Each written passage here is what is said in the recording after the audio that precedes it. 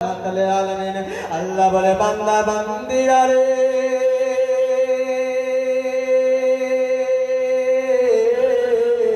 ও আমার বান্দা বান্দিরা শুনে যাও আমার বান্দা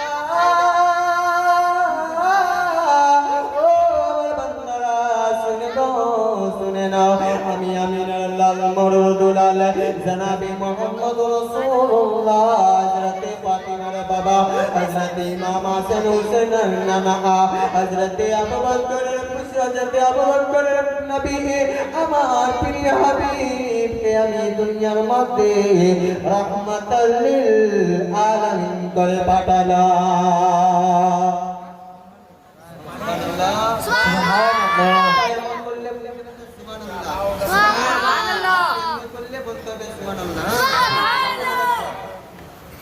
আমার আল্লাহ রাব্বুল আলামিন বলেন হে আমার বান্দা বান্দিরা কার জীবনে শুনবো কার জলসা শুনবো কার জলসা সাজেছি আজকে রাতটা কিসের কালকে দিন কিসের আজ রাত কোন রাত আর কালকে দিন কোন দিন বেরাদার যে নবীকে আল্লাহ রাব্বুল আলামিন রাহমাতুল লিল আলামিন করে দুনিয়ার মধ্যে পাঠিয়েছেন তারে তো নামে জলসা তারে নামে তো মিলাদ তারে নামে তো ফাতিহা আজ ভোরবেলাতে আমিনুল্লাহ মরদুলাল জনাবে মুহাম্মদ রাসূলুল্লাহ সাল্লাল্লাহু আলাইহি ওয়াসাল্লাম দুনিয়ার মধ্যে এসেছিলেন একবার মহব্বতে বলা যাবে সুবহানাল্লাহ সুবহানাল্লাহ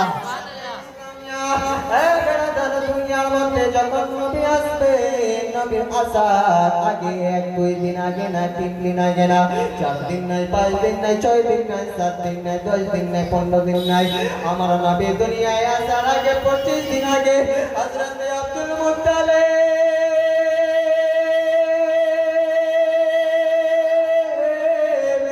কাবা ঘরের মধ্যে পাশের মধ্যে আমার হযরত আব্দুল মুত্তালিব আরাম করতেছে এমন সময় দেখতে পাই আবরার বাদশা নিজের সৈন্যরা নিজের সৈন্যদেরকে নিয়ে কাবাকে ধ্বংস করার জন্য কাবাকে শহীদ করার জন্য স্তনাবধ করার জন্য হাজার নাই কয়েক হাজার লোক দিয়ে কাবাকে ধ্বংস করার জন্য রওনা হয়েছিল আমার হযরত আব্দুল মুত্তালিব দেখে আবরার বাদশার মানুষ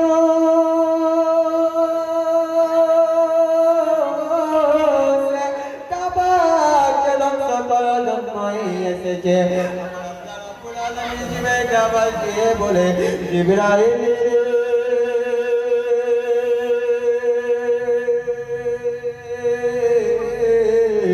ও জিবরাইল দেখো দেখো দেখো জিবরাইল আমার যে ঘর কাবা ঘর আমার যে কাবা বাইতুল্লাহ ঘর সে কাবা ঘরকে ধ্বংস করার জন্য আবরার বাদশা মানুষকে পাঠিয়েছে আমার হযরত জিবরাইল নিষ্কার মারে ডেকে বলে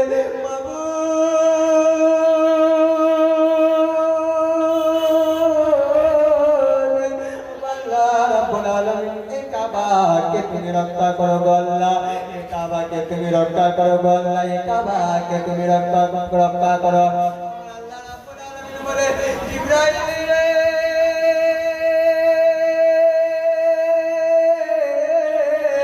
ও জিবরাইল শুনো রে আমি ইজ্জত জিল্লাতের মালিক আমি হায়াত মওতের মালিক আমি যাকে ইজ্জত দেব কেউ কমাতে পারবে না যার কমিয়ে দেব কার পাপ বাড়াতে পারবে না শুনো জিবরাইল রে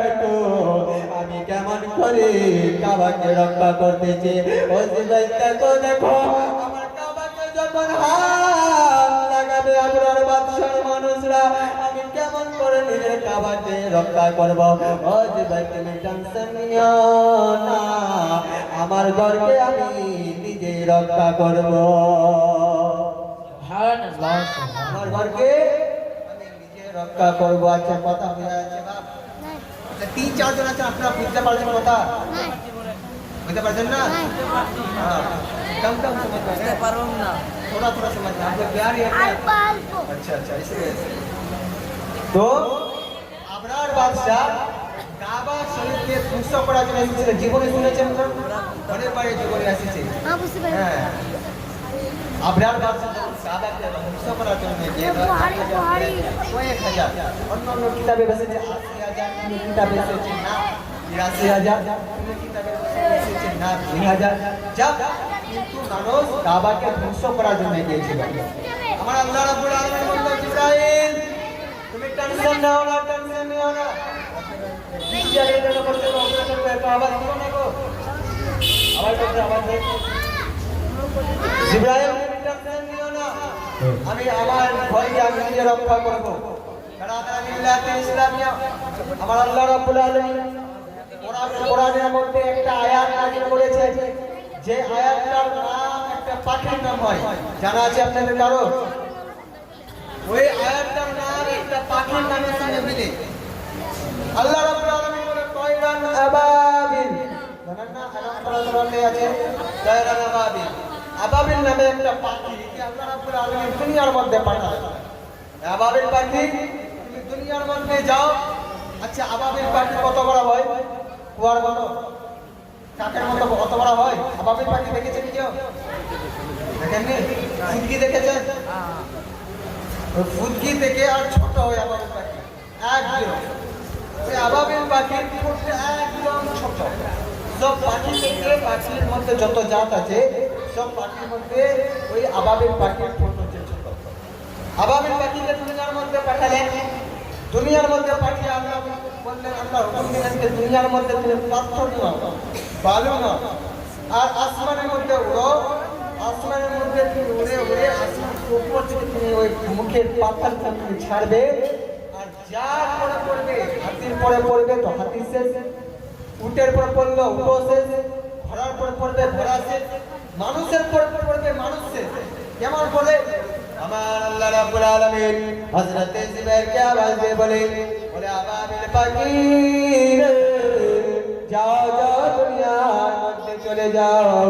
দুনিয়ার মধ্যে ওই মক্কা শহরের মধ্যে ওই কাবা ঘরের চতুর্দিকে তুমি ঘুরবা, আর ঘুরে ঘুরে তুমি পাথরকে মুখের মধ্যে নিবে। পাথর নিয়ে তুমি উপর দিকে আসবে, উপর দিকে তুমি চারদিক দিয়ে তুমি হাওয়া দিয়ে ঘুরবা। আর যখন আমার কাবাকে তীর চালাবে, কামান চালাবে, কাবাকে যখন ধ্বংস করার জন্য হাত দিবে, ওই আবাবিল পাখি তুমি ওই আবাবিল পাখি সামনে দিক থেকে উপর দিক থেকে তুমি মুখের পাথরটা ছেড়ে দিবে। আল্লাহ আল্লাহু আকবার। ওই আবাবিল পাখি যেন ওই পাথরকে ছাড়ছে, পাথর যে হাতের পর পড়ছে, মাথাটা পেটে দু টুকরো হয়ে আছে, গড়ার পর পড়ছে, গড়ার সঙ্গে সঙ্গে শেষ। উটের পর পড়লে উট মারা যাচ্ছে, মানুষের পর পড়লে মানুষ মারা যাচ্ছে। এসব ঘটনা সাথে আব্দুল মুত্তালিব দেখতেছে। আব্দুল মুত্তালিব বলে,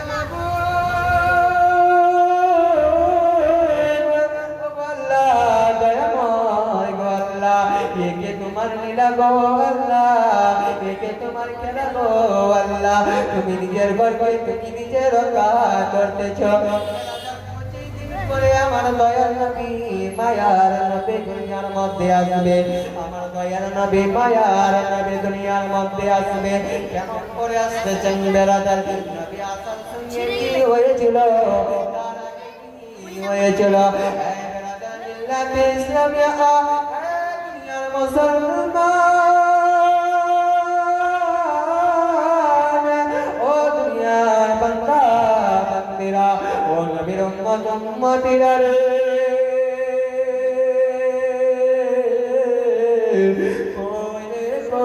শুনে যাও শুনে যাও, সময় হচ্ছে অল্প।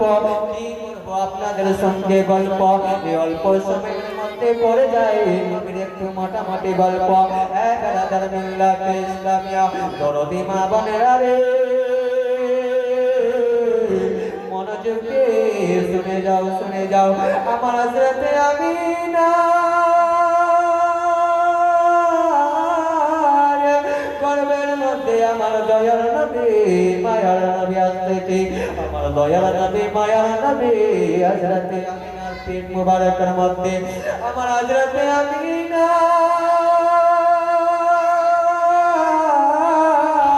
নিজের শ্বশুর আব্বাকে এবং হযরত আব্দুল মুত্তালিবকে খাবার খাওয়ার জন্যই খাবার দিবে এবং থালার মধ্যে খাবার তুলবে। হাঁড়ির মধ্যে থেকে চাল আছে, বাসের মধ্যে থেকে বাসনের মধ্যে থেকে রুটি আছে, কিন্তু পানি রাখা কলসির মধ্যে যখন নজর গেল আর কলসির মধ্যে এক ফোঁটা পানির কোনো ব্যবস্থা নাই। পানি নাই কেমন করে খেতে দিবে? পানি নাই কি করে খেতে দিবে? হযরত আমিনা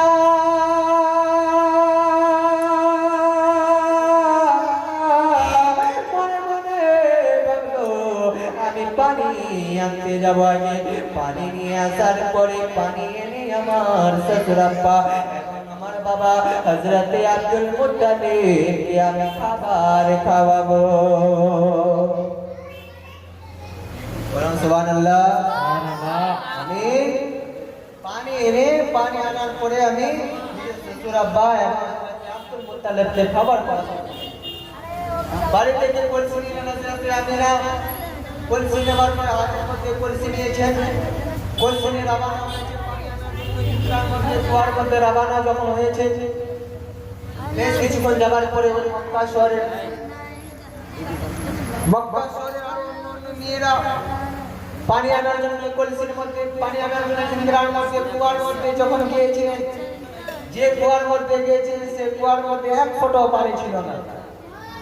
যখন পানি পেল না তারা, ওরা খালি বাসন নিয়ে বাড়ির মধ্যে ফিরছে। আসার পথে হযরত আমিনার সঙ্গে সাক্ষাৎ হয়। আমিনাকে জিজ্ঞাসা করো, বোন আমিনা তুমি কোথায় যাও? বলে আমার বাড়ির মধ্যে এক ফোঁটা জল নাই, পানি নাই, আমি পানি আনতে যাচ্ছি। বলছে যে গিয়ে কোনো লাভ হবে না। কেন লাভ হবে না? কেন লাভ হবে না? বলছে যে কুয়ার মধ্যে তুমি পানি আনতে যাচ্ছ সে কুয়ার মধ্যে এক ফোঁটাও পানি নাই। কিছু কিছু মানুষ আছে, কেউ যদি বলে যে আপনি শরীফগঞ্জ বাদবনে যেও না, সেই জায়গায় ওই মানুষটা নাই। যদি বাড়ি থেকে বের হয়ে আপনার হাট করার মধ্যে চলে গেছে, আপনার কি এলাকা দোকান পড়ার মধ্যে যে চলে গেছে, ওখানে গিয়ে বলে যে আপনি যার কাছে যাচ্ছেন যে দোকানে গেছেন সে দোকান বন্ধ। মানুষটা বলে যখন বাড়ি থেকে বের হয়ে গেছি নিজ চোখে দেখে আসেন, বলে কিনা অনেক মানুষ বলে কিনা নিজের চোখে দেখে আসেন। হযরত আমিনাকে বলছে বোন গিয়ে কোনো লাভ হবে না। কেন? যে ইন্দ্রার মধ্যে যাচ্ছে সে ইন্দ্রার মধ্যে এক ফোঁটা জল নাই, পানি নাই। বলছে বোন যখন তখন চলে এসেছি তো একটু নিজের চোখে দেখে আসেন। আমার হযরত আমিনা ওদের কথা শুনলো না, রওনা হয়ে গেল পানি আনার জন্যই। এদিকে আমার আল্লাহ রাব্বুল আলামিন হযরত জিবরাইলকে আওয়াজ দিয়ে বলে, জিবরাইল দেখ আমার মুহাম্মদের মা পানি আনার জন্য গিয়েছে, দেখো কি সিস্টেম হয়। আমার হযরত জিবরাইল বলে, মা বুঝবো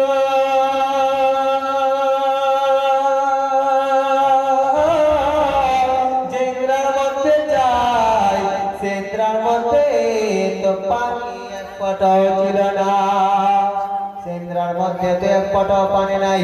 আমার আল্লাহ বলে, জিবরাইল আমি জল্লালের মালিক, ও জিবরাইল তুমি টেনশন নিও না, চিন্তা করো না, আমি পানির ব্যবস্থা করে দিব, পানির ব্যবস্থা করে দিব। হযরত আমিনা যখন রওনা হয়, আমার হযরত আমিনা কি দেখতে পায়? হযরত আমিনা উপর আসমানের দিকে নজর দিয়ে দেখে আসমানের বাদল গুলা যেন আমার হযরত আমিনার মাথার উপর দিকে ভেসে ভেসে যায়।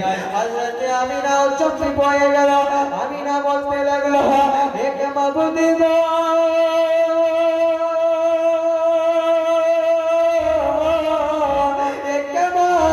তোমার লীলা গো আল্লাহ, রোদ্রতে থাকা যায় না, আমি যে দিক দিয়ে যাই সে দিক দিয়ে আমার মাথার উপর দিকে বাদলের টুকরা ভেসে যায়। আসমান থেকে আওয়াজ আসে, ও আমিনা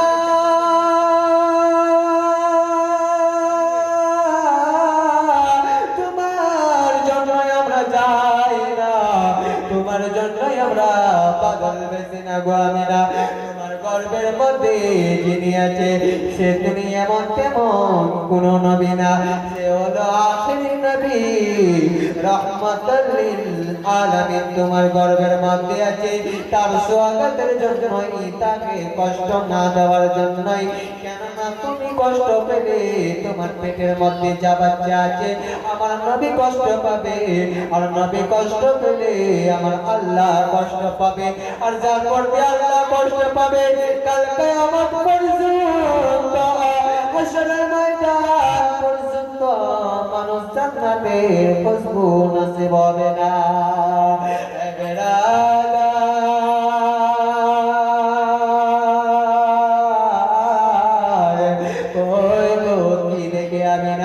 আমার হযরতে আমিনা আর বেশ কিছুক্ষণ দূরে যায়। আমার হযরতে আমিনা যখন ইন্দ্রার মধ্যে দেখে, ইন্দ্রার মধ্যে যখন পাশে গেল, আমার আল্লাহ বলে ইন্দ্রা রে, আমার আমিনা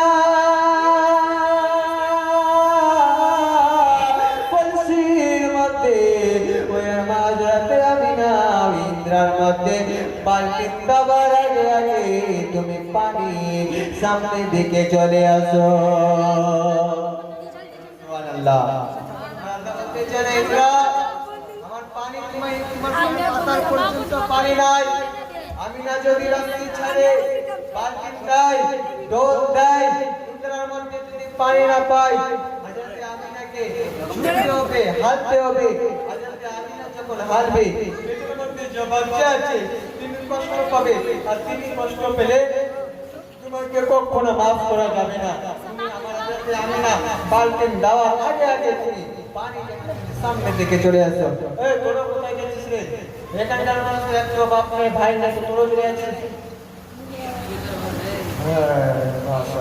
আল্লাহুম্মা সাল্লি আলা সাইয়্যিদিনা ওয়া মাওলানা মুহাম্মদ ওয়া আলা